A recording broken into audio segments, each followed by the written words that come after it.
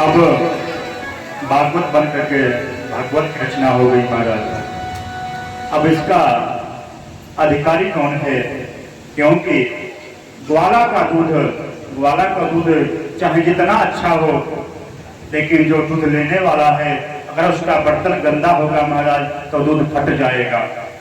इसलिए व्यास जी सोचते हैं कि यह जाए कौन इसका अधिकारी है। व्यास जी के हृदय में आवाज आता है कि हे प्रातनंदन व्यास जी महाराज, यह भागवत का सर्वप्रथम अधिकारी आपका पुत्र सुखदेव हैं। व्यास जी कहते हैं कि अभी तो मेरा पुत्र समाधि में है, वह समाधि से कैसे बाहर आए। व्यास जी महाराज अपने शिष्यों को, छोटे छोटे शिष्यों को कुछ गिने चुने श्लोकों को रटाते हैं और रटा करके जहां पर सुखदेव जी महाराज समाधि में हैं वहीं पे भेजते हैं। और छोटे छोटे शिष्य हैं व्यास जी के, और भागवत का श्लोक का पाठ करते हैं सुखदेव जी के सामने जाकर के। कहते हैं वरहापीडं नटवरवपुः कर्णयो कर्णिकारं बिभ्रतवासः कनकपिशं वैजयन्तीं शमालम्। इस श्लोक में भगवान की सुंदरता का वर्णन किया गया है। सुंदरता को सुनकर के सुखदेव जी समाधि से बाहर तो आते हैं, समाधि से बाहर आते हैं, फिर सोचते हैं कि भगवान सुंदर होंगे, मुझे क्या करना है।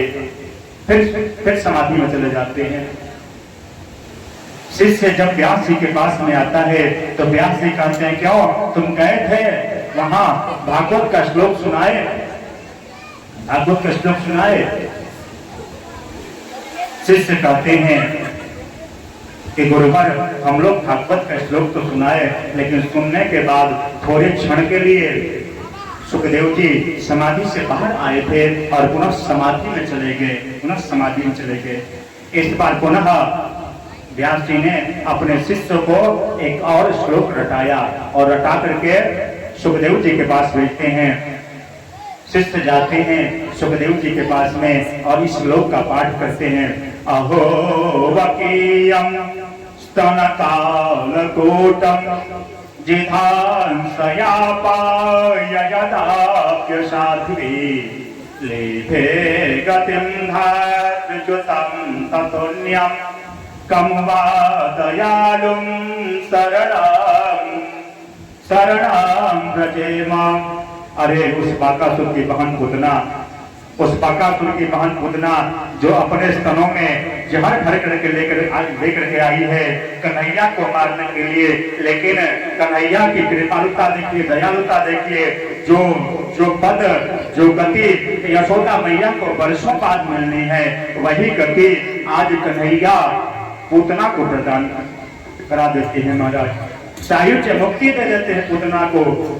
जिस सायुज्य मुक्ति की चर्चा शास्त्रों में आता है कि हजारों हजार वर्ष, लाखों लाख वर्ष ऋषि समाधि लगाते हैं और तपस्या करते करते अपने शरीर का परित्याग कर देते हैं, पुनः उनका जन्म होता है, पुनः समाधि लगाते हैं और हड्डियों का ढेर लग जाता है महाराज। फिर भी उन्हें सायुज्य मुक्ति कहाँ मिलने वाला है। लेकिन हमारे कन्हैया कितने कृपालु हैं कि जो पूतना कन्हैया को मारने के लिए आई है, अपने स्तनों में जहर भर करके लेके आई है मारने के लिए, उस पुतना को हमारे कन्हैया सायुज्य मुक्ति प्रदान करते हैं। कन्हैया जैसा कृपालु कौन है? इस बात को जब सुनते हैं सुखदेव जी महाराज तो समाधि से बाहर आते हैं और कहते हैं शिष्यों से कि इसके आगे श्लोक सुनाओ। शिष्य कहते हैं कि अरे ऐसे ऐसे 18,000 श्लोक आपके पिताजी के पास में है, अगर आपको सुनना है तो आप अपने पिताजी के पास में जाइए।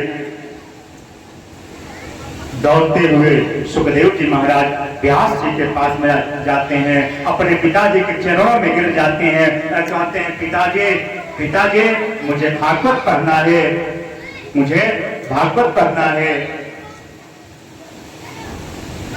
व्यास जी कहते हैं कि मैं जानता हूं कि मेरा पुत्र ज्ञान वैराग्य काम क्रोध लोभ पर विजय प्राप्त कर लिया है। लेकिन अगर यही बात जनक महाराज कह दें तो सबको पता चल जाएगा, सबको पता चल जाएगा। व्यास जी जनक जी के पास में भेजते हैं सुखदेव जी को और कहते हैं बेटा जाओ जनक जी के पास में और वहां जाकर के वेद वेदांत व्याकरण का अध्ययन करके आओ, उसके बाद मैं तुम्हें भागवत पढ़ाऊंगा। देखिए महाराज, आज हमारे यहाँ हमारे बच्चे का मैट्रिक का परीक्षा होता है ना, तो हम लोग सिफारिश लेकर के पहुंच जाते हैं किसके पास में, टीचर के पास में। थोड़ी सी ख्याल रखिएगा, थोड़ा सा नकल कराते रहिएगा ताकि मेरा बेटा अच्छे नंबरों से पास हो जाए महाराज। लेकिन मैं कहना चाहता हूं कि अगर आपका बेटा नकल करके अगर अच्छा नंबर से पास भी हो जाता है महाराज, तो उसका क्या फायदा है। एक बार आपका बेटा फेल होता है, 2 बार आपका बेटा फेल होता है, लेकिन तीसरे बार अगर वह पास होगा, अपने दम पर पास होगा, तो वह समाज में पास हो जाएगा महाराज। नकल करके अगर आपका बेटा पास भी हो जाता है तो समाज में हमारा जो फेल हो जाता है। स्वामी विवेकानंद जी कहते हैं कि शिक्षा उस शेरनी का दूध है, जो पिएगा वो दहाड़ेगा, जो पिएगा वह दहाड़ेगा महाराज। अगर आपका बेटा नकल करके पास हो जाता है तो वह समाज में फेल हो जाएगा। भले ही आपका बेटा परीक्षा में फेल हो जाए, कोई बात नहीं, 1 बार फेल हो, 2 बार फेल हो, 3 बार फेल हो, 4 बार फेल हो, अरे 5वें बार तो पास होगा ही महाराज। लेकिन हम लोग अपने बेटे का सिफारिश लेकर चले जाते हैं महाराज टीचर के पास में। लेकिन व्यास जी महाराज जानते हैं कि मेरा बेटा काम क्रोध पर विजय प्राप्त कर लिया है, ज्ञान वैराग्य पर विजय प्राप्त कर लिया है, फिर भी जनक जी महाराज के पास में भेजते हैं कि जाए, भेजते हैं और जनक जी के पास अपने शिष्य को भिजवाते हैं और कहते हैं जा करके जनक जी महाराज से कह दो कि जा ठीक से पता कर लें जनक जी महाराज कि मेरा पुत्र सुखदेव ज्ञान वैराग्य काम क्रोध लोभ पर विजय प्राप्त किया है कि नहीं। इधर सुखदेव जी महाराज जाते हैं और दरवाजे पर दरबान से कहते हैं कि जा करके जनक महाराज से कह दीजिए कि व्यास नंदन सुखदेव जी महाराज आए हैं और वेद वेदांत का अध्ययन करना चाहते हैं। इधर दरबान जाकर के कहता है जनक जी महाराज से कि व्यास नंदन सुखदेव जी आए हैं, आपसे वेद वेदांत और व्याकरण का अध्ययन करना चाहते हैं। जनक जी कहते हैं कि जाकर के कह दो सुखदेव से कि अगर उसे वेद वेदांत पढ़ना है, अगर व्याकरण पढ़ना है तो 5 दिनों तक दरवाजे पे खड़े रहे, तब मैं उसे पढ़ाऊंगा। इधर वितरागी सुखदेव जी महाराज 5 दिनों तक दरवाजे पे खड़े हैं। जब 5वें दिन पता चलता है कि आज 5 दिनों से सुखदेव जी महाराज दरवाजे पर खड़े हुए हैं, जनक जी महाराज की आंखों में आंसू आ जाता है। जनक जी महाराज दौड़ करके जाते हैं और सुखदेव जी के चरणों में गिरते हैं और कहते हैं कि अरे व्यास नंदन सुखदेव जी महाराज, आपको मैं क्या वेद वेदांत पढ़ाऊंगा, आप तो साक्षात वेद वेदांत के हस्ताक्षर हैं। यह तो आपके पिताजी की इच्छा थी कि ठीक से पता कर लीजिएगा कि मेरा बेटा काम क्रोध पर विजय प्राप्त किया है कि नहीं। मैं तो आपके पिताजी के आज्ञा का पालन कर रहा था। और जनक जी महाराज चारों तरफ हल्ला मचा देते हैं कि इस ब्रह्मा के सृष्टि में अगर कोई काम क्रोध मद लोभ पर कोई विजय प्राप्त किया है, कोई ज्ञान वैराग्य पर विजय प्राप्त किया है, तो वह सुखदेव जी महाराज विजय प्राप्त किए हैं। बोले सुखदेव जी महाराज की जय। सुखदेव जी महाराज आप लोगों के सामने बैठे हुए हैं। सर्वप्रथम हमारे जजमान महोदय सुखदेव जी का पूजन करेंगे। उसके बाद जिसको भी इच्छा हो आप लोग पूजन कर सकते हैं। एक भजन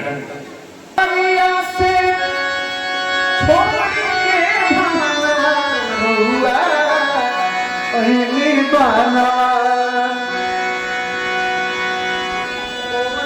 नगारिया से छोड़ के भाना रउआ कैनी बाना सोची रोवेला नैना रउआ कैनी बाना सोची रोवेला नैना रउआ कैनी बाना कौने नगारिया से छोड़ के भाना रउआ कैनी बाना इसको भी पूरा करना है, पूरा करना चाहिए आप लोग। छोड़ के भाना रउआ कैनी बाना सोची रोवेला नैना रउआ कैनी बाना सोची रोवेला नैना रउआ कैनी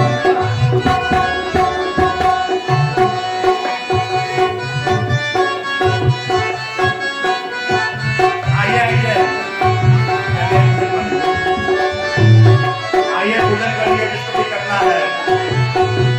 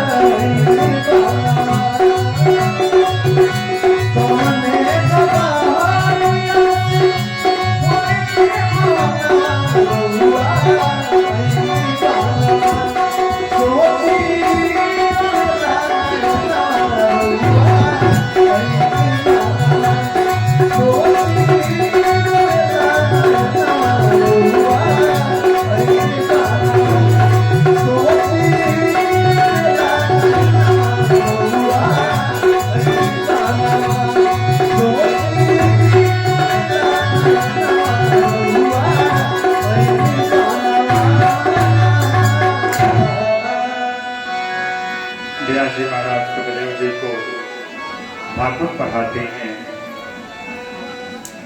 और यही सुखदेव जी महाराज आगे चल करके जब राजा परीक्षित को श्राप मिलता है कि आज से 7वें दिन तक सर्प डसेगा, तब राजा परीक्षित के उद्धार के लिए सुखदेव जी कथा श्रवण कराते हैं। अब सुखदेव जी भागवत पढ़ने के बाद पुनः समाधि में चले जाते हैं।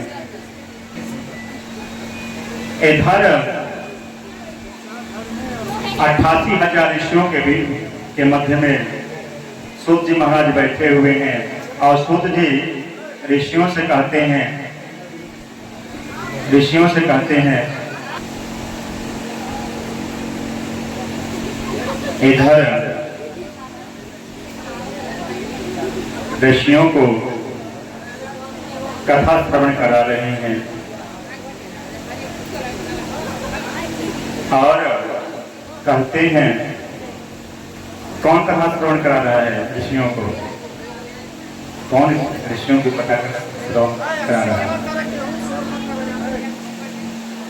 88,000 ऋषियों को कौन कथा श्रवण करा रहा है? सूत जी महाराज कथा श्रवण करा रहे हैं। सूत जी ऋषियों से कहते हैं कि हे ऋषियों, अब जो मैं आपको कथा सुनाने जा रहा है, मैं जा रहा हूं, यह कथा भगवान से मिलता जुलता कथा है, इसलिए यह मैं कथा आप लोगों को सुनाने जा रहा हूं। और जो कथा भगवान से मिलता जुलता है वही कथा कहना चाहिए। और कुछ लोग कहते हैं महाराज ये चुटकुला कहिए ना, चकाचक चुटकुला कहिए, जैसे आजकल भागवतों में चुटकुला होता है, जिस प्रकार से गाना बजता है महाराज जिस प्रकार से गाइए। तो ये सब आपको टीवी में बहुत मिल जाएगा, लेकिन जो एक कथा हो रहा है ना, ये कथा बहुत मुश्किल है मिलना। हाँ मिलेगा, कहाँ मिलेगा?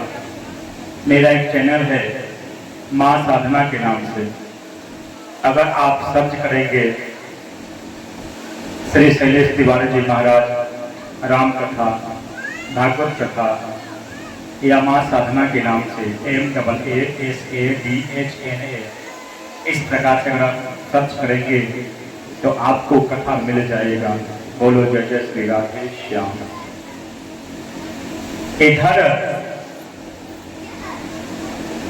सूत जी महाराज ऋषियों से कहते हैं हे ऋषियों, अब जो मैं कथा आपको सुनाने जा रहा हूं ये भगवान से मिलता जुलता कथा है, इसलिए जो भी भगवान से मिलता जुलता कथा हो वही कथा कहना चाहिए। एक समय की बात है कि कुरुक्षेत्र के मैदान में कौरव के सारे पुत्र मारे गए हैं। कुरुक्षेत्र के मैदान में दुर्योधन दर्द से कराह रहा है। उसी समय अश्वत्थामा आता है। अश्वत्थामा कौन है महाराज? द्रोणाचार्य का पुत्र है। अश्वत्थामा आता है और जब दुर्योधन को देखता है दर्द से कराहते हुए तो पूछता है कि अरे मित्र ऐसी दशा तुम्हारा कैसे हो गया बताओ। दुर्योधन कहता है कि भीमसेन के गदा के प्रभाव से भीमसेन ने मेरे दोनों जंघाओं को तोड़ दिया है। मैं चाहता हूं कि अगर कोई भी 5 पांडवों को मार करके अगर मेरे पास में आता है तो मैं उसे अपना आधा राजपाट दे दूंगा। देखिए ये है मानव का स्वभाव महाराज। दुर्योधन मृत्यु के शैया पर लेटा हुआ है, लेकिन अभी भी वह आधा राज्य देने की बात करता है। मन में मोह है, मन में मोह उसके है, राज का लोभ है। कहता है कि अगर कोई 5 पांडवों को मार देता है प्रकार न कैसे भी, तो मैं उसे अपना आधा राज्य दे दूंगा। अश्वत्थामा कहता है कि मित्र तुम चिंता मत करो, अभी मैं जाता हूं और 5 पांडवों को मार करके 5 पांडवों का सर काट करके तुम्हारे पास लेकर के आ रहा हूं। दुर्योधन कहता है, अश्वत्थामा तुम ऐसे बोल रहे हो जैसे मैं तुम्हें कोई गाजर मूली काटने के लिए मैं तुम्हें बोल रहा हूँ। अरे पांचों पांडवों को मारना है। अश्वत्थामा कहता है कि तुम चिंता मत करो मित्र, अभी मैं जा रहा हूँ। और अश्वत्थामा जाता है, पांडवों के शिविर में जाता है। इधर जापोरा के साइया मार सके न कोई, बाल ना बाका कर सके जो जग वैरी हो। जिसका रखवाला हमारे कन्हैया हो, उसका कोई क्या बिगाड़ सकता है, उसका कोई क्या बिगाड़ सकता है। इधर पांचों पांडवों को लेकर के हमारे कन्हैया अन्यत्र चले जाते हैं। युधिष्ठिर जी कहते हैं, युधिष्ठिर जी हम लोगों को यह स्थान छोड़ देना चाहिए, क्योंकि अपने सुरक्षा की दृष्टि से यह स्थान अनुचित है। इसलिए पांचों पांडवों को लेकर के हमारे कन्हैया अन्यत्र चले जाते हैं। अश्वत्थामा पांडवों के शिविर में आता तो है महाराज, लेकिन पांडवों के 5 पुत्र तान दुपट्टा सो रहे हैं और जो देखने में ठीक पांडव जैसे ही लगते हैं। अश्वत्थामा पांडव के 5 पुत्रों को पांडव समझ करके सर को काट लेता है और काट करके लेकर के जाता है कहाँ? कुरुक्षेत्र के मैदान में, जहां पे दुर्योधन दर्द से कराह रहा है और कहता है कि मित्रवर, मैं तुमसे कहा था ना कि मैं 5 पांडवों को मार करके उनका सर काट के लेकर के तुम्हारे सामने आऊंगा। अब देखो, मैं 5 पांडवों को मार करके 5 पांडवों का सर लेकर के आया हूं। दुर्योधन कहता, वाह मित्र, तुमने तो बहुत अच्छा कार्य किया। मैं अंतिम समय में पांडवों का सर मैं देखना चाहता हूं। और जैसे ही अश्वत्थामा सर को दिखाता है तो दुर्योधन देखता क्या है कि यह 5 पांडवों के पुत्रों का सर है। जब यह देखता है कि यह तो पांडवों के पुत्रों का सर है तो उसे कष्ट होता है और सोचता है कि मेरे पुत्र भी युद्ध में मारे गए, अभिमन्यु भी मारा गया, यही पांडव के 5 पुत्र हमारे पितरों को तिलांजलि देते, जिससे हमारे पितरों का उद्धार होता। लेकिन अश्वत्थामा, यह तुम क्या किए? पांडव के 5 पुत्रों को तुम मार दिए। उसको कष्ट होता है, रोता है दुर्योधन और रोते रोते अपने प्राणों का परित्याग कर देता है। इधर द्रौपदी को पता चलता है कि अश्वत्थामा हमारे 5 पुत्रों को मार दिया है। द्रौपदी कुल्ही की भांति रोना शुरू करती है। द्रौपदी कहती है कि अरे क्या बिगाड़े थे मेरे 5 पुत्र, अबोध बालक थे, अश्वत्थामा ने क्यों मारा? खूब विलाप कर रही है। उसी समय हमारे कन्हैया 5 पांडवों को लेकर के आते हैं। अर्जुन को क्रोध आता है। अर्जुन कहते हैं, देवी तुम चिंता मत करो, अभी मैं जा रहा हूं। अश्वत्थामा चाहे जहां छुपा हो, आकाश पताल में चाहे जहां कहीं भी छुपा हो, मैं उसको अभी लेकर के आता हूं तुम्हारे सामने, और तुम्हें जिस प्रकार से उसे दंडित करना हो उस प्रकार से तुम दंडित करना। हमारे कन्हैया को सारथी बना करके अर्जुन अश्वत्थामा का पीछा करते हैं महाराज। और अश्वत्थामा जैसे ही देखता है कि चक्र सुदर्शनधारी कन्हैया हमारे पीछे आ रहे हैं और गांडीवधारी अर्जुन हमारा पीछा कर रहे हैं, तो अश्वत्थामा भयभीत हो जाता है और ब्रह्मशस्त्र का प्रयोग करता है। चूंकि अश्वत्थामा ब्रह्मशस्त्र का प्रयोग करना जानता है, लेकिन वापस करने में असमर्थ है, क्योंकि वह सिर्फ ब्रह्मशस्त्र छोड़ना जानता है। इधर अर्जुन तो ब्रह्मशस्त्र का प्रयोग करना भी जानते हैं और ब्रह्मशस्त्र को वापस करना भी जानते हैं। और जैसे ही अर्जुन देखते हैं कि यह ब्रह्मशस्त्र मेरे पास में आ रहा है मुझे मारने के लिए, अर्जुन भयभीत हो जाते हैं और कन्हैया के चरणों का ध्यान करते हैं। महाराज, मृत्यु जब समीप में आता है ना, तो व्यक्ति को भगवान का चरण ही दिखाई देता है और देना भी चाहिए। सारे रिश्तेदार, जिसके बड़ा अहंकार होता है ना मुझे, और सारे रिश्तेदार हमसे कट जाते हैं। जब तक ग्राहक को यह विश्वास था, ग्राहक को यह विश्वास था कि मेरी पत्नी ग्राह से मेरी रक्षा कर सकती है, जब तक गज को यह विश्वास था कि मेरे पुत्र ग्राह से मेरा रक्षा कर सकते हैं, जब तक गज को यह विश्वास था मेरे पास इतना ताकत है कि मैं ग्राह से बच सकता हूं, तब तक भगवान आए कहां आने वाले हैं। और जैसे ही ग्राह देखता है कि अब मेरी पत्नी मुझे छोड़ करके चली गई, मेरे बच्चे मुझे छोड़ करके चले गए, अब मुझे यह जो ग्राह है अपना शिकार बना लेगा, तब वह गज कन्हैया को याद करता है, हमारे गोविंद को याद करता है और कहता है गो, और बिंद कहने ही वाला है। उसी समय हमारे कन्हैया गोविंद दौड़ पड़ते हैं बिना सोचे समझे। लक्ष्मी जी पूछती हैं कि अरे आप कहाँ जा रहे हैं? कहते हैं कि मुझे एक भक्त याद कर रहा है। अभी वो ही कहाँ हुआ है?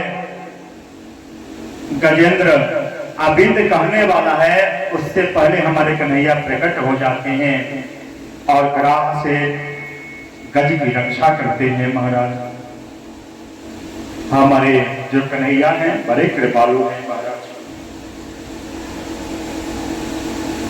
इधर अर्जुन देखते हैं कि ब्रह्मशस्त्र मेरे तरफ आ रहा है, तो कन्हैया से कहते हैं कृष्ण कृष्ण महाबाहो भक्तानां भयंकर त्वमेको दह्यमानानां पवकोऽसि संस्मृते। हे कृष्ण, यह जो शस्त्र आ रहा है इससे आप मेरी रक्षा करें, क्योंकि मृत्यु समीप आने पर व्यक्ति को केवल आपका चरण रूपी पिंजरा दिखाई देता है। कन्हैया कहते हैं अर्जुन चिंता मत करो, अरे विष की दवा विष ही होती है, लोहा लोहा को काटता है। अगर अश्वत्थामा ब्रह्मशस्त्र का प्रयोग किया है तो वह सिर्फ ब्रह्मशस्त्र का प्रयोग करना ही जानता है, और तुम तो ब्रह्मशस्त्र का प्रयोग करना भी जानते हो और वापस करना भी जानते हो, तुम ही ब्रह्मशस्त्र का प्रयोग करो। कन्हैया के कहने पर हमारे अर्जुन ब्रह्मशस्त्र का प्रयोग करते हैं। महाराज, और दोनों ब्रह्मशस्त्र आपस में टकराते हैं और जोर से गर्जन होता है, जोर से गर्जन होता है, और हमारे अर्जुन अश्वत्थामा के ब्रह्मशस्त्र को भी वापस कर देते हैं। दौड़ करके जाते हैं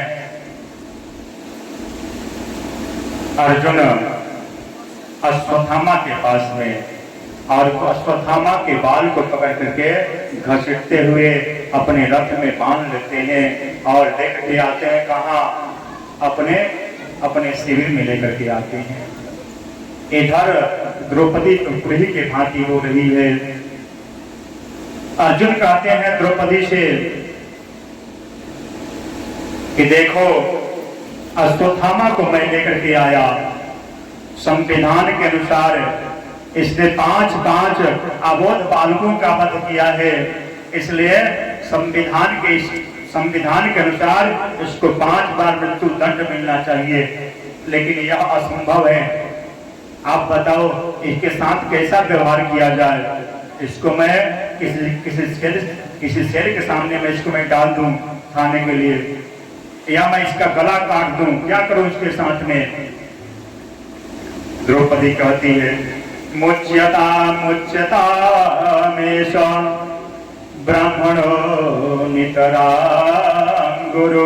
मुच्यता मुच्यताम यानी छोड़ दो यह आपके गुरु पुत्र हैं। अरे इन्हीं के पिता के द्वारा आप लोग कई प्रकार के शस्त्र और शास्त्र का अध्ययन किए हैं। अगर इनको कुछ होता है तो गुरु माँ को कष्ट होगा। जैसे हमको कष्ट हो रहा है वैसे ही गुरु माँ को भी कष्ट होगा। एक माँ ही समझ सकती है कि अगर उसके पुत्र को कुछ होता है तो एक माँ को कितना कष्ट होता है महाराज। माँ ही समझ सकती है और दूसरा कोई कौन समझने वाला है। द्रौपदी कहती है मुच्यता इसे छोड़ दो, यह गुरु पुत्र है। फिर इनको कुछ होता है तो गुरु माता को कष्ट होगा। अर्जुन कहते हैं लो कर लो बात। इनके अंदर तो प्रेम प्रकट हो गया। भीमसेन कहते हैं अर्जुन इसे तुम मार दो। नकुल सहदेव कहते हैं हाँ बड़े भैया अश्वत्थामा का वध कर दो। भीमसेन कहते हैं कि अर्जुन अगर तुम इसे छोड़ दोगे तो मैं इसे मार दूंगा। अर्जुन कहते हैं बड़े भैया से पूछते हैं युधिष्ठिर से पूछते हैं युधिष्ठिर जी आप तो न्यायाधीश हैं। कोई कहता है कि मार दीजिए, कोई कहता है छोड़ दीजिए, मैं क्या करूंगा। युधिष्ठिर जी सुलझे हुए व्यक्ति हैं। युधिष्ठिर जी कहते हैं कि हे अर्जुन जो शास्त्र सम्मत है वही करो। एक शब्द में ही वह हट जाते हैं कर अर्जुन कन्हैया से पूछते हैं कि कन्हैया आप बताइए कि अश्वत्थामा के साथ कैसा व्यवहार किया जाए। कन्हैया कहते हैं अर्जुन शास्त्र ऐसा कहता है ब्रह्मबंधुर्नहं तप्य आतताई वधारणः मयैवो भयमाम्नातं परिपाह्यानुशासनम्। शास्त्र ऐसा कहता है कि ब्राह्मणों का वध करना मना है। अगर कोई ब्राह्मण का वध करता है तो वह ब्राह्मण ब्रह्म बन जाता है और उसके कुल का विनाश कर देता है। इसलिए ब्राह्मण का वध करना शास्त्र में मना है। लेकिन अगर ब्राह्मण को मारना है ना तो ब्राह्मण को सिर्फ अपमानित कर दो महाराज। ब्राह्मण जीते जी मर जाएगा। ब्राह्मण अगर सही में ब्राह्मण है तो सिर्फ उसे अपमानित कर दीजिए और जीते जी मर जाएगा। ब्राह्मण को मारने की क्या आवश्यकता है।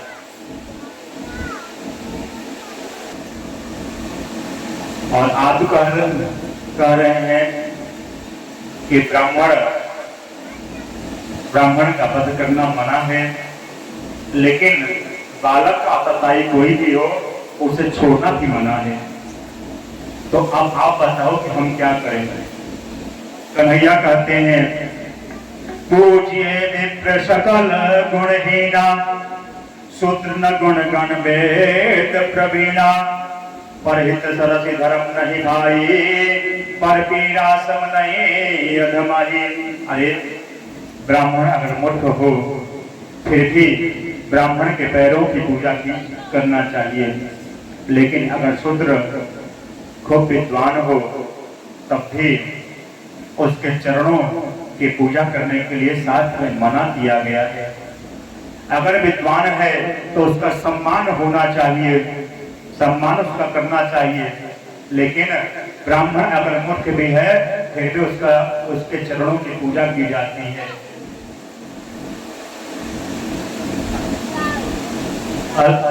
कन्हैया से अर्जुन कहते हैं अर्जुन एक काम करो, यह जो ब्राह्मण है ना अश्वत्थामा, इसके सर में मणि है और इसके मणि को निकाल लो और इसका आधा दाढ़ी और आधा मूंछ छील करके अपने शिविर से बाहर कर दो। इसको जीवन भर कष्ट होगा और अश्वत्थामा को एक वरदान मिला है चिरंजीवी होने का। यह जीवन भर परेशान रहेगा, जब तक यह सृष्टि ब्रह्मांड की सृष्टि चलेगी तब तक यह परेशान रहेगा। अश्वत्थामा आज भी जीवित है और इसका घाव भरने वाला कहाँ है? तुम ऐसा करो कि अश्वत्थामा के सर में से मणि को निकाल लो, इसको अपमानित करके इसका आधा दाढ़ी आधा मूंछ छील करके इसे अपने सेविक से बाहर कर दो। पांचों पांडव ऐसा ही करते हैं महाराज। अश्वत्थामा को तो शुक्रगुजार करना चाहिए कि जो मैंने कार्य किया था वह मृत्युदंड पाने वाला मैं कार्य किया था, लेकिन पांडव कितने दयालु हैं, कृपालु हैं कि मुझे ऐसे ही छोड़ दिए। लेकिन इधर अश्वत्थामा क्या करता है? ईर्ष्या में जलने लगता है। और ईर्ष्या क्या है महाराज? मेरा टूटा फूटा मकान है। अश्वत्थामा सोचता है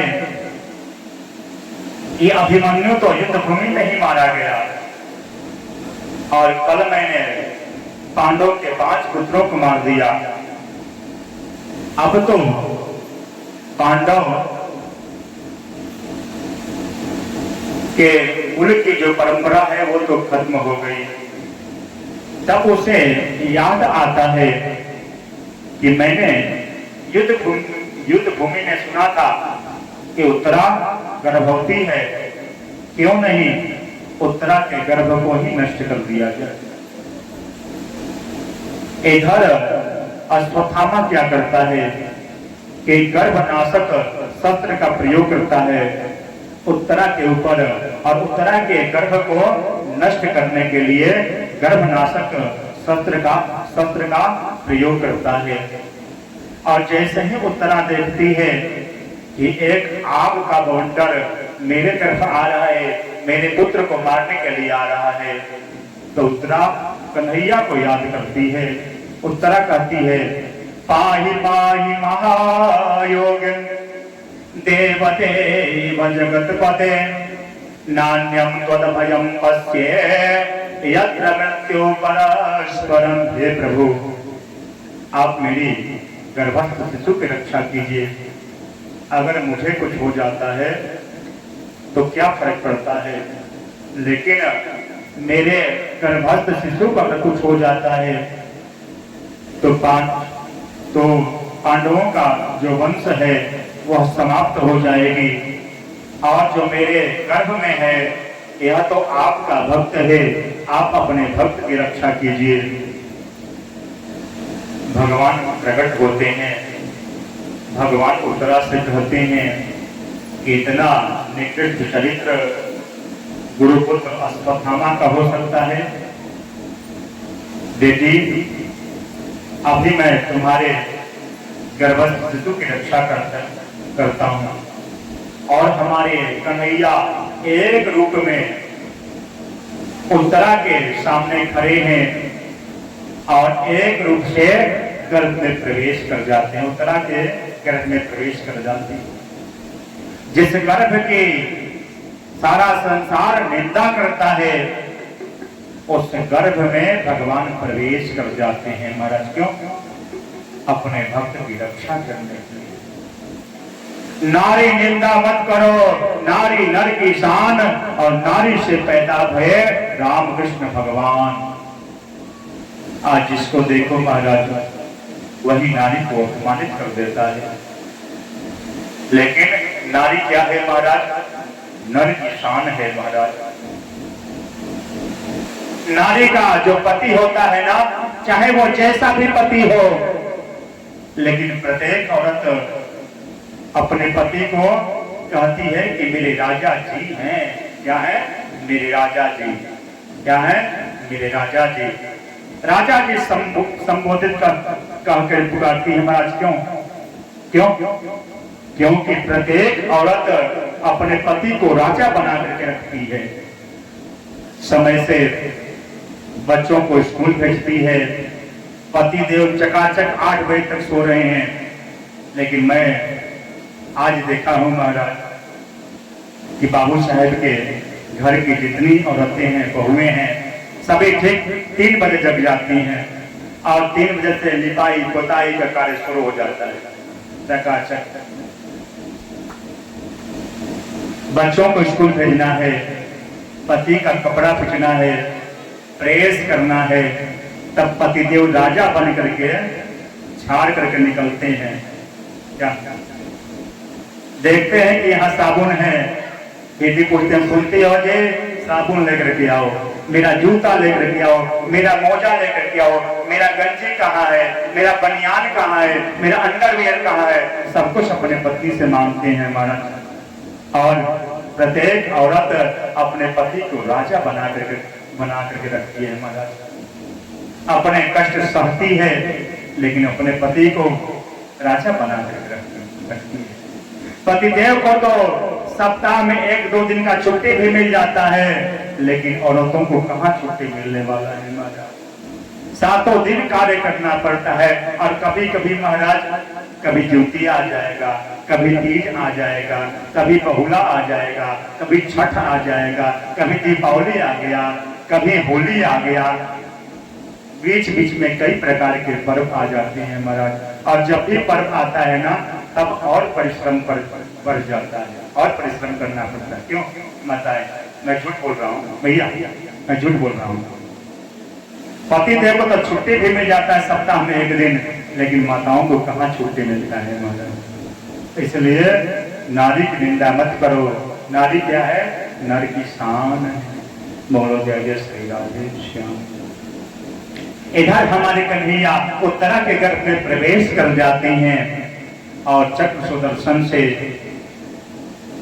उत्तरा के गर्भस्थ शिशु की रक्षा करते हैं और रक्षा करके वापस निकलते हैं।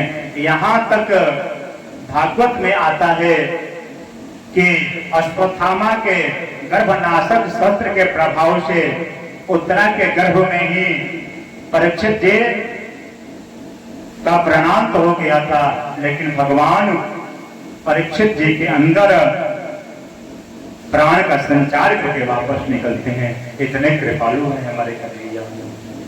और जैसे ही निकलते हैं बाहर तो कहते हैं बिटिया तुम ठीक ठाक हो ना। एक रूप से प्रवेश किए हैं गर्भ में और दूसरे रूप से खड़े हैं उत्तरा के सामने। अब कहते हैं बिटिया तुम ठीक ठाक हो ना। उत्तरा कहती है हाँ मैं बिल्कुल ठीक हूं। कुंती समझ जाती है कि यह भगवान है। कुंती कहती है कन्हैया आज मुझे पता चला कि आप भगवान हैं। आप मेरे पौत्र वधु के गर्भ में जाकर के आप मेरे प्रपौत्र की रक्षा किए। आज मुझे पता चला कि आप भगवान हैं, इसलिए मैं आज आपकी स्तुति करूंगी, आज मैं आपको प्रणाम करूंगी। कुंती बुआ कन्हैया को प्रणाम कर रही हैं। कृष्णाय वासुदेवाय देवकी नंदनाय च नंद गोप कुमाराय गोविंदाय नमो नमः। नमः पंकजनाभाय नमः पंकजमालिने नमः पंकजनेत्राय नमस्ते पंकजांगये।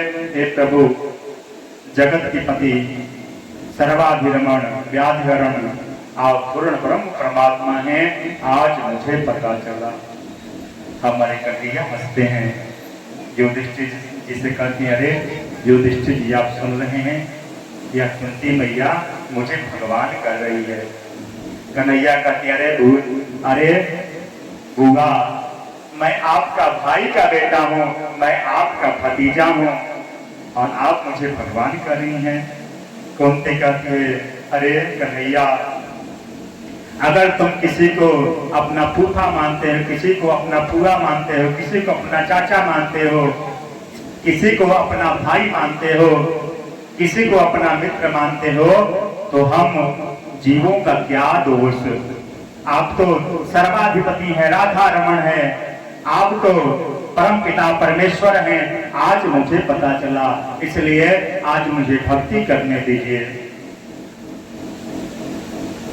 कन्हैया कहते हैं, अरे बुआ आप मुझे भगवान कर रही हो, चलो मैं मान लेता हूँ कि मैं भगवान हूँ, लेकिन जो भगवान होते हैं ना वो अपने भक्त को कुछ ना कुछ देते हैं, और आज मुझे भी कुछ देने की इच्छा हो रही है।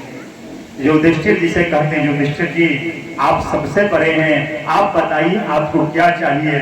जब कुंती मुझे भगवान कहीं, कुंती बुआ जब मुझे भगवान कहीं रही है तो भगवान अपने भक्त को कुछ ना कुछ देते हैं, आपको बताइए क्या चाहिए। युधिष्ठिर जी कहते हैं कि कन्हैया अगर देने की बात करते हो ना तो मुझे यही वरदान दे दो कि मैं सदैव अपने सत्य के पथ पे अडिग रहूं। भीमसेन से हमारे कन्हैया कहते हैं कि आपको क्या चाहिए। भीमसेन कहते हैं, कन्हैया आप तो सब जानते हैं, ऐसे तो मेरी बहुत बदनामी है, लोग कहते हैं कि भीमसेन खाता अधिक है।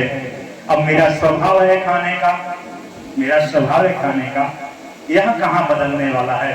लेकिन हाँ कन्हैया अगर देने की बात करते हो ना तो मुझे यही वरदान दे दो कि मैं खाते पीते सदैव आपका भजन करता रहूं, आपका ध्यान मेरे चित्त में बना रहे, बस मुझे आप यही आशीर्वाद दीजिए। अर्जुन से हमारे कन्हैया कहते हैं कि अर्जुन आपको क्या चाहिए। अर्जुन कहते हैं कि हे कन्हैया मैं आपको अपना गुरु मानता हूँ, अगर आप देने की बात करते हो ना तो मुझे आप यही वरदान दे दीजिए कि गुरु और शिष्य का प्रेम सदैव बना रहे। द्रौपदी से हमारे कन्हैया कहते हैं कि द्रौपदी आपको क्या चाहिए। द्रौपदी कहती है कि कन्हैया अगर आप देने की बात करते हो ना तो मैं आपको सखा मानता हूँ, आप मुझे यही वरदान दीजिए कि सखी और सखा का प्रेम सदैव बना रहे। और इधर अर्जुन की पत्नी और कन्हैया की बहन सुभद्रा जी से कहते हैं कि बताइए आपको क्या चाहिए। सुभद्रा जी वरदान मांगती है, महाराज यही वरदान हम सबको मांगना चाहिए सदैव भगवान से। सुभद्रा क्या मांगती है वरदान में, सुनिए। कहती है सुभद्रा, कृष्ण त्वदीय पद पंकज पंजरांते अद्यैनवे, कृष्ण त्वदीय पद पंकज पंजरांते अद्यैव मे विशतु मानस राजहंस, प्राण प्रयाण समये कफवात वित्तै कंठावरोधन विधौ स्मरणं कुतस्ते। हे प्रभु अगर आप देने की बात करते हो ना तो अपना चरण मुझे दे दीजिए, क्योंकि आपके चरणों में ब्रज और अंकुश हैं। एक बार भक्त का मन आपके श्री चरणों में लग जाता है ना तो आपके चरणों में जो ब्रज और अंकुश हैं वह झट से पकड़ लेते हैं और आपके धाम का अधिकारी बना देते हैं। मुझे यही वरदान दे दीजिए, क्योंकि जब मृत्यु समीप आता है ना तब कई प्रकार का चिंता घेर लेता है। मेरे बाद मेरे व्यापार का क्या होगा, मेरे नाती पोता को कौन खिलाएगा, मेरे पत्नी का भरण पोषण कौन करेगा, मेरा व्यापार कौन देखेगा, मेरे घर को कौन देखेगा, नाती का बेटे का बिटिया का विवाह कौन करेगा। इसलिए कन्हैया मेरा मन आज ही आपके श्री चरणों में लग जाए, क्योंकि क्षण भंगुर जीवन के कलिका, क्षण भंगुर जीवन के कलिका, कल प्रातः होत खिले न खिले, मलयागिरी की सुचि शीतल मंद सुगंध समीर चली न चली, कलिकाल कुठार लिए फिरता, तन नम्र है चोट छिली न छिली, जपले हरि नाम हरि रसना, फिर अंत समय में हिले न हिले। क्या भरोसा है जीवन का। इसलिए कन्हैया आप देने की बात करते हो ना, तो मुझे यही वरदान दे दीजिए कि मेरा जो मन है आपके श्री चरणों में लग जाए। अब कन्हैया कुंती जी से कहते हैं कि कुंती बुआ आप भी कुछ मांग लीजिए, मुझे कुछ देने की इच्छा हो रही है। कुंती बुआ की आंखों में आंसू आ जाता है।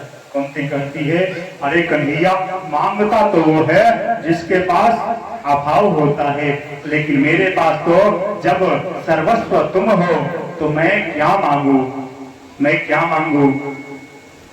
कन्हैया बार बार कहते हैं कि कुंती बुआ कुछ मांग लो, कुछ मांग लो, कुछ मांग लो। तो कुंती जो मांगती है महाराज यही वरदान सबको मांगना चाहिए, यही वरदान सबको मांगना चाहिए। लेकिन थोड़ी सी विपत्ति आती है महाराज तो हम भगवान को कोसने लगते हैं। मैं आप लोगों से पूछना चाहता हूं कि आप लोग को पता ही है भगवान कृष्ण के जीवन में कितना कष्ट आया, लेकिन भगवान को आप किसी चित्र में उदास होकर के बैठते हुए देखे हैं आप? जिस चित्र में हमारे कन्हैया उदास हो या रो रहे हो, भगवान सदैव मुस्कुराते रहते हैं। भगवान यह बताना चाहते हैं कि प्रसन्नता ही जीवन का उद्देश्य है। चाहे सुख में रहो चाहे दुख में रहो, भगवान के स्मरण करते रहो। जब कन्हैया कहते हैं कि कुंती बुआ आप भी कुछ मांग लो, तो कुंती जो वरदान मांगती है महाराज यही वरदान हम सबको मांगती है। कुंती छठ से साड़ी का आंचल पल्लू फैला देती है और कहते कन्हैया अगर देने की बात करते हो ना तो मुझे यही वरदान दे दो। विपदा संतु न शाश्वत तत्र तत्र जगत गुरु, भवतो दर्शनम यत् स्यात् पुनर्भव दर्शनम। हे कन्हैया मेरे जीवन में विपत्ति ही विपत्ति आए, एक विपत्ति हमारे जीवन से दूर हो, दूसरा विपत्ति हमारे जीवन में आ जाए। क्योंकि जब जब हम पे हमारे पुत्रों पे विपत्ति आया है कन्हैया, तब तब तुम आकर के मेरे पुत्रों की रक्षा किए हो। कन्हैया सुख के माथे सिल पर जो प्रभु हृदय से जाए, बलिहारी वा सुख के, बलिहारी वा दुख के, जो पल पल नाम जपाए। कन्हैया सुख के माथे सिल पर जो प्रभु हृदय से जाए, बलिहारी वा दुख के, जो पल पल नाम जपाए। हे कन्हैया जब सुख आता है ना, जब सुख आता है तो व्यक्ति अपने आप को श्रेष्ठ मानता है। जब जीवन में सुख आता है तो व्यक्ति कहता है कि अहम ब्रह्मा, अहम विष्णु, अहम महेश, अहम रुद्र। संत ब्राह्मण गुरु मतलब कुछ भी नहीं, जो कुछ भी हूँ मैं ही हूँ। कन्हैया जब जब मुझ पे और मेरे पुत्रों पे विपत्ति आया है तब तब आप आकर के रक्षा किए हैं। कन्हैया सुख से अच्छा तो दुख है, क्योंकि जब दुख आता है ना तब आपकी याद आती है। और कन्हैया से कुंती कहती है कभी दुख की धूप सर पे है, कभी सुख की छाया, बदल बदल कर समय सभी पे बारी बारी आया। सुख भी मुझे प्यारे हैं, दुख भी मुझे प्यारे हैं, छोड़ूं मैं किसे भगवान, दोनों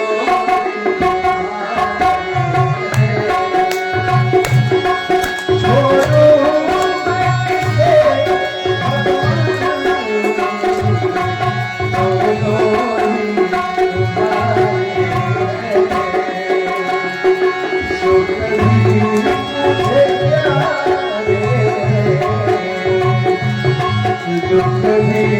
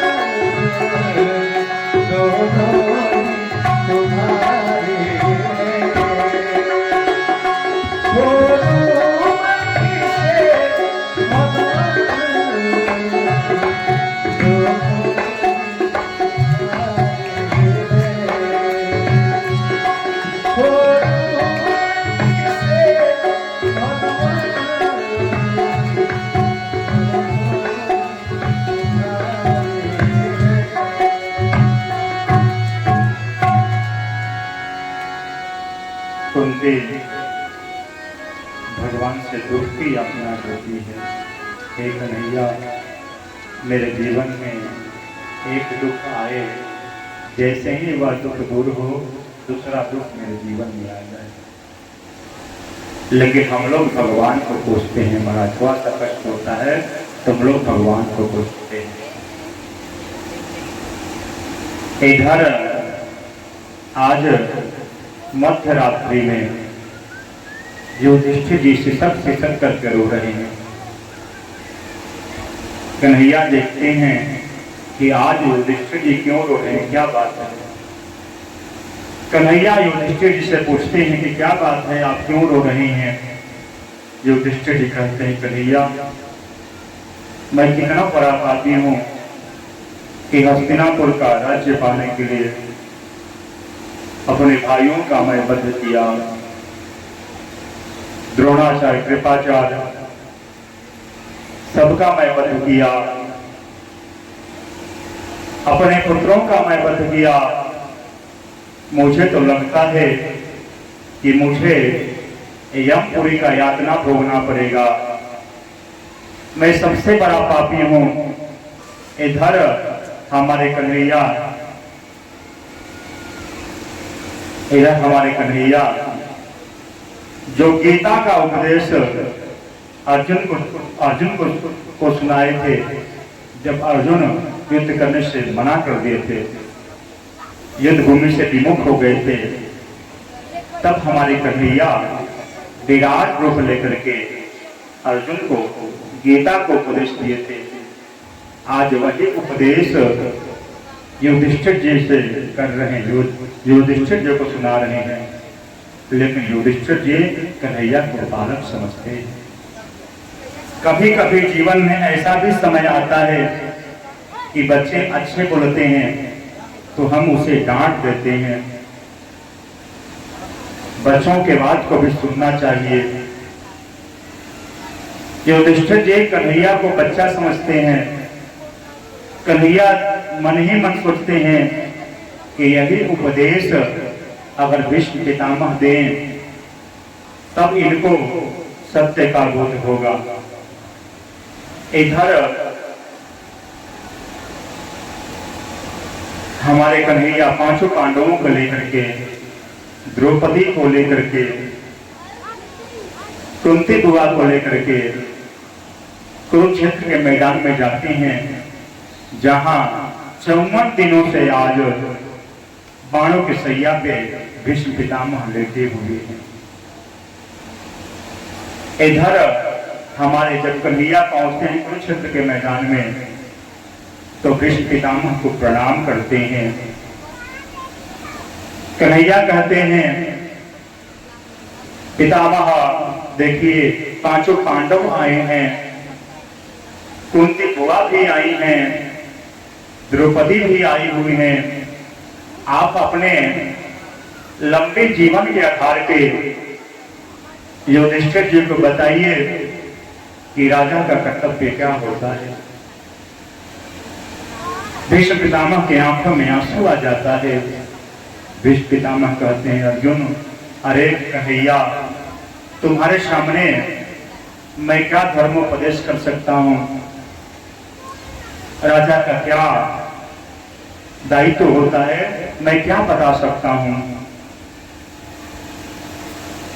लेकिन तुम कह रहे हो तो मुझे तो देना ही पड़ेगा धर्मोपदेश कि राजा का क्या कर्तव्य है।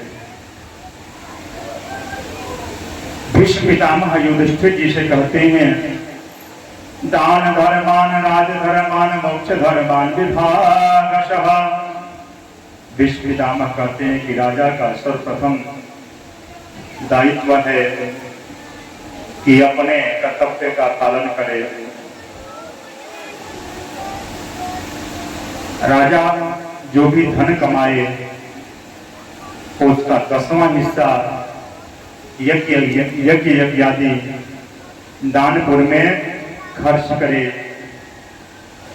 क्योंकि शास्त्र में ऐसा बताया गया है कि तन पवित्र सेवा किए, धन पवित्र कर दान, मन पवित्र हरि भजन सो हो तत्रिविध कल्याण।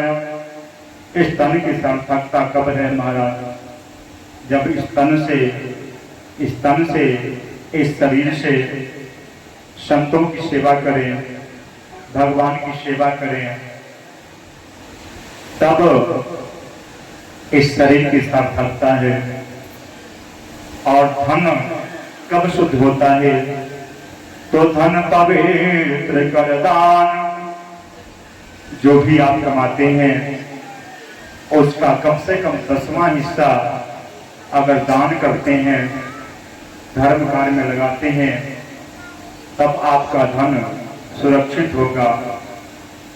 और मन पवित्र हरि भजन सो, और आपकी जिह्वा, आपका मन कब पवित्र होगा? जब आप इस मुख से हरि भजन करेंगे, इस कानों से भगवान के कथाओं का श्रवण करेंगे, तब आपका मन और शरीर पवित्र होगा। होत त्रिविध कल्याण, यही कल्याण का उपाय है महाराज। अगर आपके पास धन है तो चकाचक धन से धर्म कीजिए। शास्त्र ऐसा कहता है कि धना धर्मम ततः सुखम। अगर आपके पास धन है तो खूब चकाचक धर्म कीजिए, खूब चकाचक धर्म कीजिए। जब भी आप घर से आती हैं तो कुछ मिठाई, फल, कुछ दक्षिणा लेकर के आइए और यहाँ चढ़ाइए, तब आपका धन पवित्र होगा। जैसे एक खूब सुंदर क्या है, कुआं है, उस कुआं में चकाचक पानी भरा हुआ है मैया, और पानी ऐसा है उस पानी को हम निकाल करके पी भी सकते हैं और स्नान भी कर सकते हैं। लेकिन अगर हम उस कुआं के पास साल भर तक अगर जाना बंद कर देंगे तो पता है क्या होगा? वह जो पानी है वह दूषित हो जाएगा, ना पीने योग्य रहेगा, न स्नान करने योग्य रहेगा। वैसे ही अगर आपके पास धन है तो धन से धर्म कीजिए। किसी गरीब बिटिया का विवाह हो रहा है तो उसमें सहयोग कर दीजिए, धर्मशाला बनवा दीजिए, कुआं खुदवा दीजिए, निर्धन व्यक्ति को भोजन करवाइए।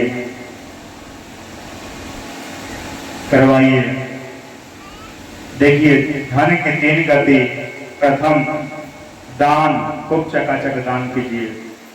दान दिए धन ना घटे, जो सहाय रघुवीर, पक्षी के जलति पद सो, घटे न सरिता नीर। खूब चकाचक महाराज दान करिए। भगवान कहते हैं कि देही में ददामी देंगे, जिस प्रकार से तुम मुझे दोगे उसका 10 गुना मैं तुम्हें दूंगा। बोल जय श्री। पहला दान, दूसरा भोग।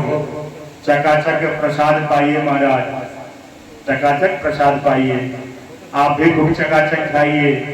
परिवार लोग अपने परिवार में रोज चकाचक पनीर मंगवाइए, मिठाई मंगवाइए, खूब चकाचक रबड़ी मलाई मंगवाइए, लस्सी मंगवाइए।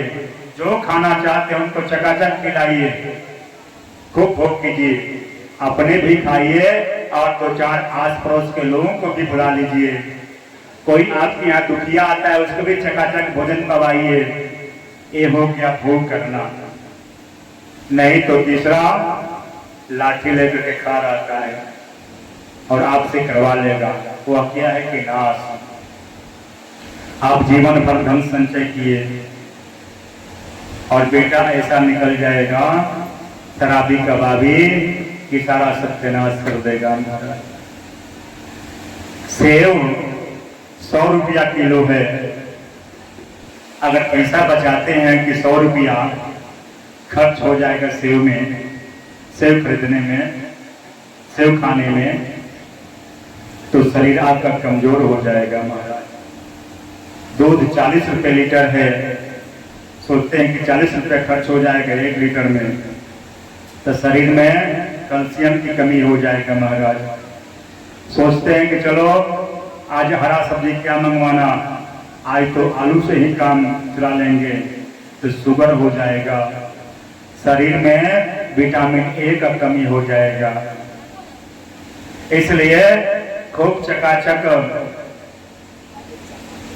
क्या करो महाराज, भोग करो, खूब चकाचक खाओ। नहीं तो तीसरा क्या होगा महाराज, धन बचाने का प्रयास करोगे तो शरीर में कई प्रकार की व्याधि घेर लेगा महाराज। और जैसे ही व्याधि घेरा, डॉक्टर आएगा, सुई लगाएगा, 100 रुपये लेकर के चला जाएगा। और भी थोड़ा बिगड़ गया, बड़े डॉक्टर के पास में जाएंगे तो 500 रुपये खर्च हो गया। पीजीआई चले जाएंगे तो 1000, 2000, 4000, लाख, 2, 4, 5 लाख रुपए खर्च हो जाएगा हमारा। कभी हम धन बचाने के चक्कर में अपने शरीर को बर्बाद करते हैं, और कभी ऐसा भी समय आता है जब हम इस शरीर को बचाने के लिए धन को खर्च करते हैं महाराज। उस समय होता क्या है कि धन भी खर्च हो जाता है और शरीर भी खत्म हो जाता है। इसलिए शरीर पे विशेष ध्यान देना चाहिए। बोलो जय जय श्री राधे श्याम। और राजा का परम कर्तव्य है कि अपने प्रजा का पालन करे। आपके प्रजा के ऊपर कोई हाथ उठा रहा है, कोई परेशान कर रहा है, कोई अन्याय कर रहा है, तो राजा को डट करके मुकाबला करना चाहिए। खबरदार, मेरे रहते हुए मेरे सामने तुम अन्याय कैसे कर सकते हो, किसी कमजोर को तुम कैसे सता सकते हो। जब यह बात बोलते हैं कौन, भीष्म पितामह बहुशः, जब भीष्म पितामह बोलते हैं उसी समय द्रौपदी ठठा करके हंसती है। और जैसे ही द्रौपदी ठठा करके हंसती है महाराज, द्रौपदी ठठा करके हंसती है, सभी लोग चुप हो जाते हैं, सभी लोग स्तब्ध हो जाते हैं। भीष्म पितामह कहते हैं, बेटी इस समय धर्मोपदेश कर रहा हूं, और जो कुलवती स्त्री होती है इस प्रकार से अनायास बिना मतलब के थोड़े हंसती है। अरे तुम क्यों हंसी, बताओ। द्रौपदी कहती है, अरे भीष्म पितामह, इस समय आप बड़े बड़े उपदेश कर रहे हैं, लेकिन उस समय आपका उपदेश कहाँ चला गया था, जिस समय बीच सभा में मैं आपसे कही थी, जिस समय दुष्ट दुशासन मेरे बालों को पकड़ के लेकर के आ रहा था सभा में, तो मैंने सबसे प्रथम आपसे मैंने प्रश्न किया था, भीष्म पितामह यह बताइए कि इस दुशासन को कैसे साहस हो गया कि एक रजस्वला स्त्री को इस प्रकार से बाल घसीटते हुए इस सभा में लेकर के आया, आप बताइए। मैंने आपसे पूछा था कि 5 पांडव जुआ में हार गए, तो इन 5 पांडवों को जुआ में दांव लगाने का अधिकार, मुझे दांव लगाने का अधिकार इनको किसने दे दिया। उस समय तो आप चुप थे, और इस समय आप बड़ी बड़ी बातें कर रहे हैं।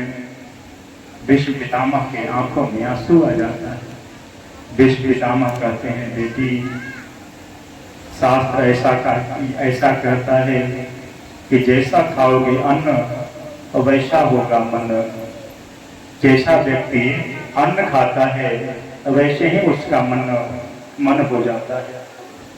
दीपक क्या करता है, अंधेरा को खाता है, इसलिए क्या छोड़ता है वो, राख छोड़ता है महाराज। इसलिए जैसा खाओगे अन्न वैसा होगा मन।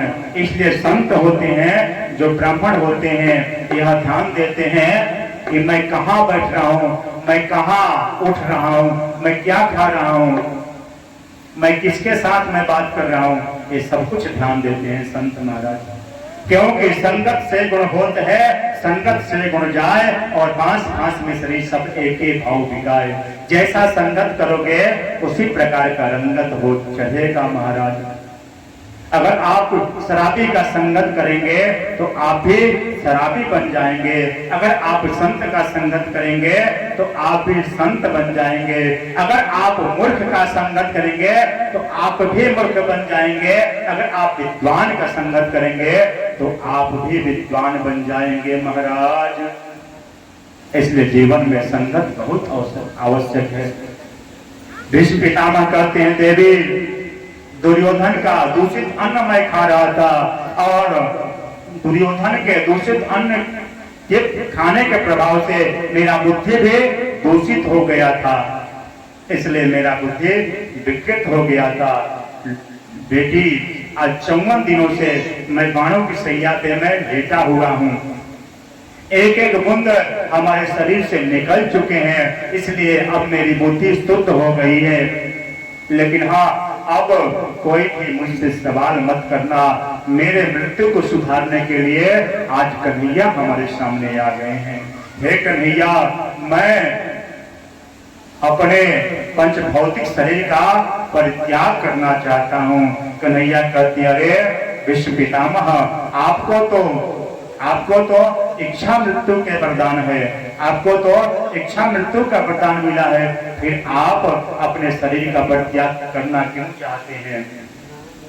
विश्व पितामह कहते हैं, अरे कन्हैया, देहांत काले तुम सामने हो, मुरली बजाते मन को लुभाते, यह गीत गाकर तननाथ त्यागू, गोविंद दामोदर माधवेति। हे कन्हैया, लोग मरते समय आपका लोग ध्यान करते हैं, आपका लोग ध्यान करते हैं, लोग बुलवाते हैं कि कृष्ण कृष्ण कहो, राम राम कहो, लेकिन कन्हैया आप मेरे सामने हो हैं, इसलिए मुझे तो मृत्यु स्वीकार करना ही पड़ेगा।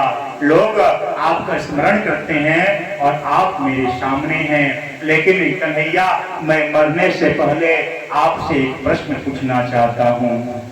मैं आपसे एक प्रश्न पूछना चाहता हूँ। कन्हैया, 124 जन्मों की बात मुझे याद है। मैं अपने जीवन में सिर्फ अच्छा ही कर्म किया था, फिर मुझे बाणों की सैया क्यों मिली? कन्हैया, क्यों मिली? कन्हैया कहते हैं कि विश्व पितामह, आपने अपने जीवन में अच्छा कर्म किया था, लेकिन एक व्यक्ति आपके सामने सर्प को मार करके कांटों के ऊपर फेंक दिया था और वह सर्प अभी जिंदा था, वह छटपटा रहा था। अगर आप उस सर्प को चाहते तो बचा सकते थे, लेकिन आपने उस सर्प को ऐसे ही छोड़ दिया। आपने पाप होते हुए देखा है, इसलिए आपको बाणों की सैया मिली। आप चाहते तो दुशासन को एक बार डांट देते कि खबरदार, मेरे रहते हुए तुम द्रौपदी का चीरहरण कैसे कर सकते हो? तो मजाल था दुष्ट दुशासन का कि वो आगे बढ़ता, लेकिन आप पाप होते हुए देखे, इसलिए आपको बाणों की सैया मिली। अब जरा विचार कीजिए महाराज, विश्व पितामह को 124 जन्मों की बात याद थी। वो अपने जीवन में सिर्फ पुण्य ही किए थे, लेकिन सिर्फ पाप होते हुए देख लिए थे, इसलिए उन्हें बाणों की सैया मिली। और हम पता नहीं कितने पाप करते हैं, कितने झूठ बोलते हैं, कितने पाप होते हुए देखते हैं, तो हमारी क्या गति होगी महाराज? बोलो जय जय श्री राधे श्याम। इधर देखते विश्व पितामह अपने पंच भौतिक शरीर का परित्याग कर देते हैं। पांचों पांडव रोने लगते हैं, मेरे दादाजी मुझे छोड़ करके चले गए। हमारे कन्हैया कुंती, द्रौपदी और पांचों पांडवों को लेकर के गंगा जी के तट पे जाते हैं और युधिष्ठिर जी से पिंडदान करवाते हैं। कुंती कहती है कि बेटा, एक कर्ण के नाम से भी पिंडदान कर देना। युधिष्ठिर कहते हैं क्यों? कर्ण अगर अपने कुल का होता तो मैं उसके नाम से पिंडदान कर देता, लेकिन कर्ण हमारे कुल का कहाँ है माँ? कुंती कहती है कि बेटा, कर्ण तुम्हारा ही भाई है। जब मैं दुर्वासा ऋषि का सेवा की थी तो दुर्वासा ऋषि मुझे वरदान दिए थे कि जब भी तुम किसी देवता की उपासना करोगे तो तुम्हें पुत्र की प्राप्ति होगी। उस समय मैं कुंवारी थी। मैं यह देखने के लिए कि ऋषि का जो वचन है यह सत्य है या मिथ्या है, यह जानने के लिए मैंने सूर्य की उपासना की और सूर्य भगवान प्रकट होकर के मुझे पुत्र दिए। उस समय मैं कुंवारी थी। लोकलाज के भय से मैं लत्ता पत्तों में लपेट करके गंगा में बहवाती थी। बेटा युधिष्ठिर, कर्ण तुम्हारा ही भाई था। युधिष्ठिर जी कहते हैं तभी तो जब मैं कर्ण को देखता, कर्ण के पैरों को देखता था तो मुझे लगता था कि यह कुंती माँ का पैर है, लेकिन माँ आज तक आपने यह राज छुपा करके रखा, इसलिए मैं श्राप देता हूं कि आज के बाद से कोई भी माँ कोई भी राज को छुपाने में असमर्थ रहेगी।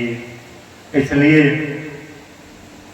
अगर पूरा गांव में हल्ला करवाना है ना, एक मैया से कह दीजिए, मैया नहीं, अपने पत्नी से कह दीजिए, किसी से कहने की आवश्यकता नहीं है, अपने पत्नी से कह दीजिए, सुनती हो फलाना के घर तो ऐसा हुआ है, लेकिन तुम किसी से बताना मत। आपकी धर्म पत्नी उठेगी अपने सखी से कहेगी, सुनती हो सखी मेरे पति देव तो ऐसा कह रहे थे, लेकिन तुम किससे बताना मत। उसकी सखी अपने सखी से कहेगी, सुनती हो सखी फलनवा के पति ऐसे कह रहे थे, लेकिन तुम किससे बताना मत, और किसी से बताना, किसी से मत बताना, और पूरे गांव में पता चल जाएगा। महाराज बोलो जय जय श्री राधे श्याम। माताओं के पेट में एक कल्चर होता है, इसलिए कोई भी राज्य की बात तो महाराज मत बताइएगा अपने धर्म पत्नी को, लेकिन हाँ कुछ बताने योग्य बात होती है उसको बताइएगा जरूर। बोलो जय जय श्री राधे श्याम। इधर हमारे कन्हैया पांचों पांडवों से विदा लेकर के जाते हैं। रास्ते में एक पहेलिया देखता है भगवान को एक पहेलिया देखता है। अर्जुन छोड़ने के लिए जाते हैं, रास्ते में भगवान विश्राम कर रहे हैं, एक पहेलिया देखता है भगवान को, और भगवान का जो चरण है ना वह चमक रहा है। पहेलिया भगवान के चरणों को हिरण समझ करके बाण मारता है और भगवान अपने धाम को चले जाते हैं।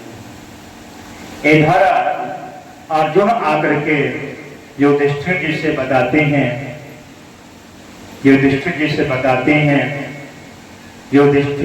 जी के सामने अर्जुन रो रहे हैं। युधिष्ठिर जी पूछ रहे हैं क्या बात है, क्यों रो रहे हो। अर्जुन कहते हैं भैया जिन श्री कृष्ण की कृपा से हमने कौरवों पर विजय प्राप्त की, जिन श्री कृष्ण की कृपा से हम लोगों ने किरात रूप में आए भगवान शंकर को प्रसन्न किया, जिन श्री कृष्ण की कृपा से हम लोग ने द्रौपदी जैसा भार्या को प्राप्त किए, तो वही श्री कृष्ण हम लोग को छोड़ करके अपने धाम को चले गए। और जैसे ही कुंती सुनती है कि कन्हैया अपने धाम को चले गए, और जैसे दशरथ जी ने 6 बार राम के वियोग में राम राम कही राम कही, राम राम कही राम कह करके अपने प्राणों का परित्याग किए, तो वैसे ही आज कुंती भी कन्हैया कन्हैया 6 बार कह करके अपने प्राणों का परित्याग कर देती है। इधर जिस उत्तरा के गर्भ में जाकर के जिस पुत्र को बचाए थे, कौन, कन्हैया, आज उसका जन्म होता है। यही परीक्षित जी महाराज हैं। बोले परीक्षित जी महाराज की।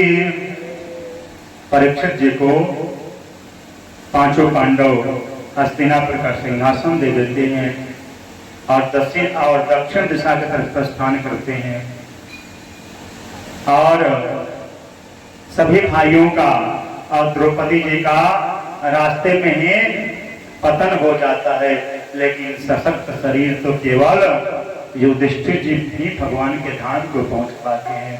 बोले कृष्ण कन्हैया लाल की जय। आज मैं कथा को यही विराम देता हूँ। आज परीक्षित जी का जन्म हो चुका है। कल आगे की कथा हम लोग श्रवण करेंगे। कल वराह भगवान का अवतार होगा और ध्रुव जी का जन्म होगा। मनुष्य शत्रुपा की चर्चा होगी। इस प्रकार से बहुत सुंदर सुंदर कल प्रसंग है, आप लोगों को सुनने को मिलेगा।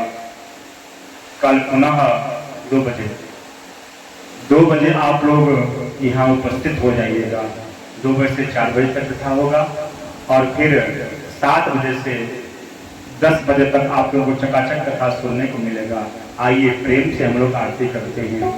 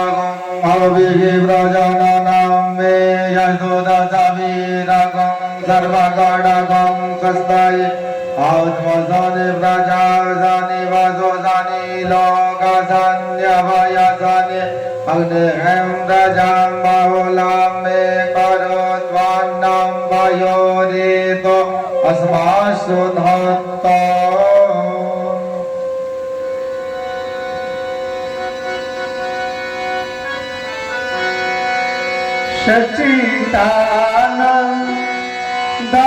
बिहारी के शुभ आरती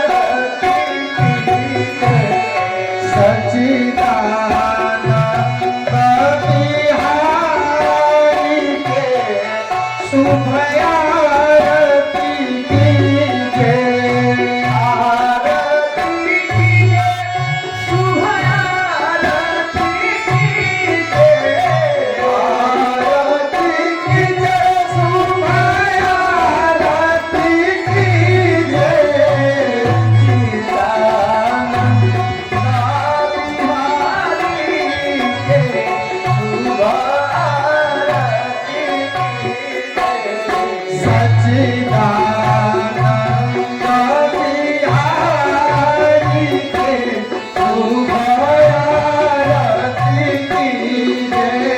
नंद जी के आरती, यशोदा जी के आरती। आरती यशोदा जी के आरती। नंद जी के आरती, यशोदा जी के आरती। नंद जी के आरती, यशोदा जी के आरती। कृष्ण सहित बलराम के शुभ आरती कीजिए। कृष्ण सहित बलराम के शुभ आरती कीजिए। सच्चिदानंद बिहारी के शुभ आरती कीजिए। सच्चिदानंद बिहारी के शुभ आरती कीजिए। दशरथ जी के आरती, कौशल्या जी के आरती। दशरथ जी के आरती, कौशल्या जी के आरती।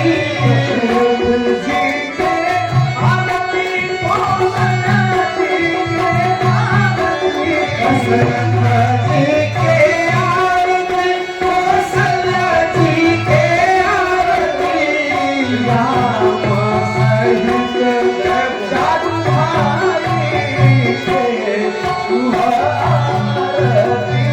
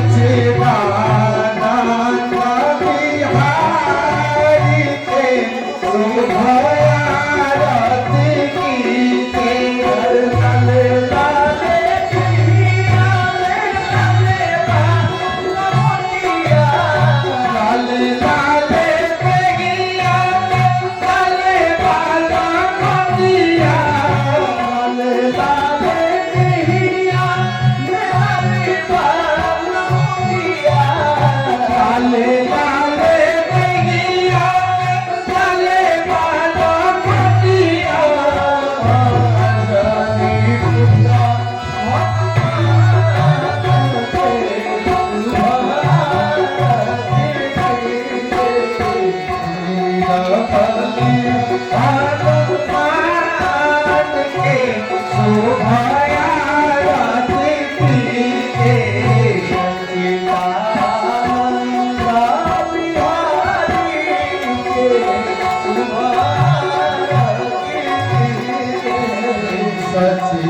सच्चिदानंद बिहारी के शोभाया सच्चिदानंद बिहारी के शोभाया रति कीजे अनंता के दानी भोला अपने भिखारी अनंता के दानी भोला अपने भिखारी अनंता के दानी भोला अपने भिखारी